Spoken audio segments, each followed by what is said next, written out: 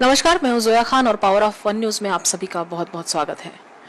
हमारे साथ इस वक्त आगरा के समाही धाम से गुरुदेव जी डॉक्टर दासलाल महाराज इस वक्त मौजूद हैं। हम उन्हीं से अध्यात्म के बारे में कुछ जानना चाहेंगे। गुरुदेव जी, आपका बहुत बहुत स्वागत है हमारे चैनल में। आजकल की युवा पीढ़ी को किस राह पे चलने की जरूरत है, क्योंकि युवा पीढ़ी अगर हम देखी जाए तो बहुत ज्यादा पाप बढ़ गए हैं, क्राइम्स बढ़ गए हैं, तो उनको शांति के लिए किस राह पर, मतलब क्या आप बताओगे? देखो, हमारा भारत जो है पहले से ही आध्यात्मिक देश है। हमारे यहाँ ऋषि मुनियों का ये देश है। तो हम लोग सत्य अहिंसा को बल देते हैं। सत्य अहिंसा जो है ये एक योग का अंग है। हमारे पतंजलि जी महाराज ऋषि हुए हैं 2500 वर्ष पहले। उन्होंने सत्य अहिंसा ब्रह्मचर्य अस्तेय और अपरिग्रह का पाठ पढ़ाया है सभी लोगों के लिए, वो चाहे गृहस्थ में हो, चाहे विरक्त में हो, चाहे वो बालक हो, चाहे बड़ा हो।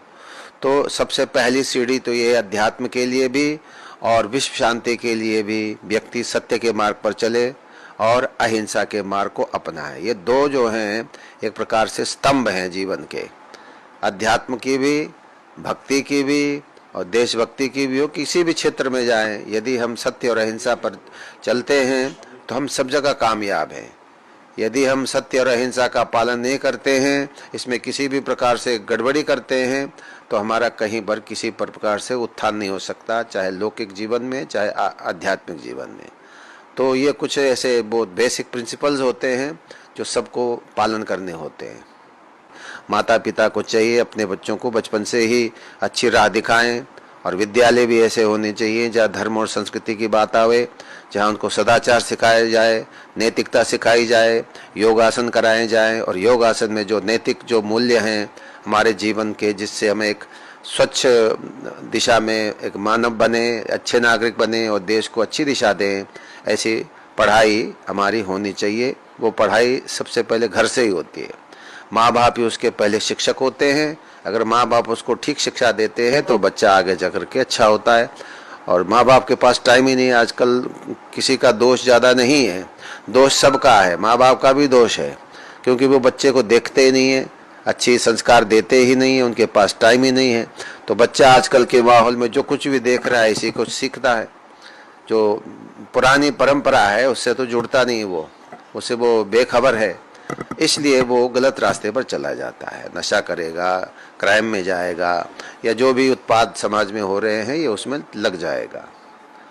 तो इसलिए ज़रूरत है कि वो अपने जो मौलिक चीज़ें हैं उसको सीखे, चाहे माँ बाप से सीखे, अच्छे विद्यालयों से सीखे, और चाहे गुरुकुल में सीखे, विद्यालयों में सीखे। ये सीखना बहुत ही ज़रूरी है।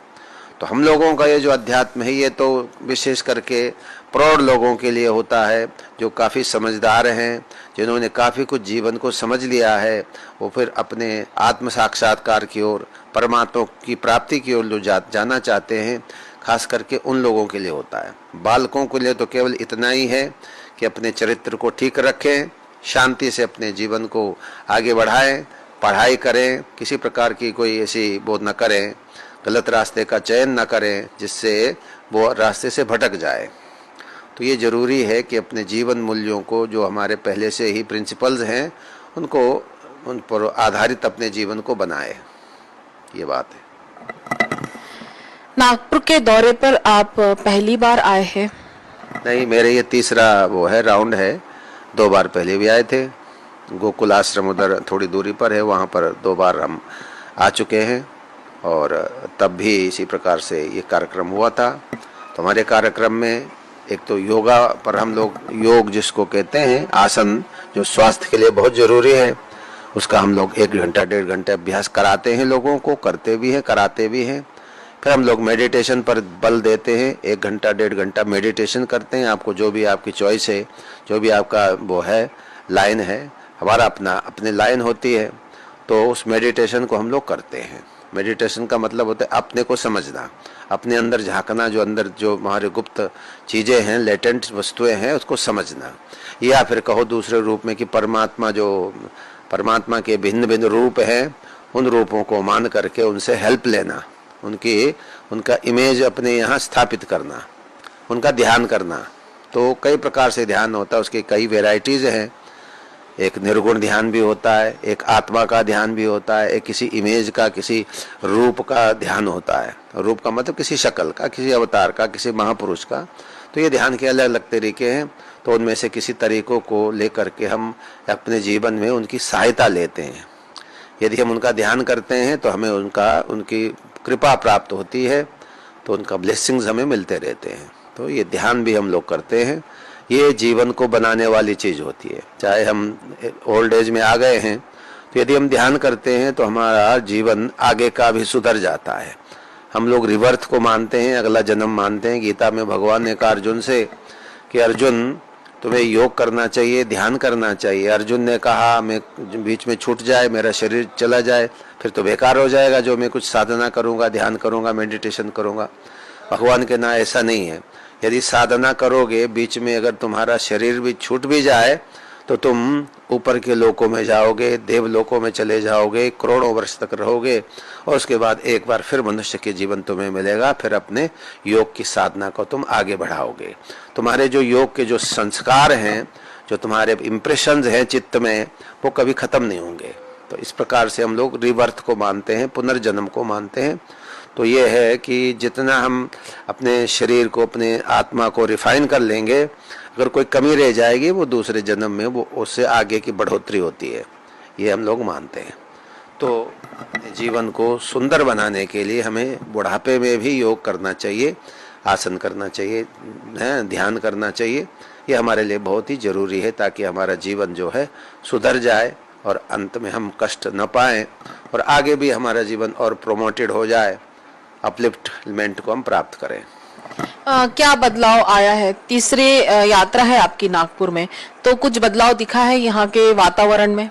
देखो, वातावरण तो हम देखते नहीं, हमें क्या पता यहाँ क्या हो रहा है। लेकिन हम लोगों का तो सेमिनार है, ये तो बाहर के लोग हैं ज़्यादातर।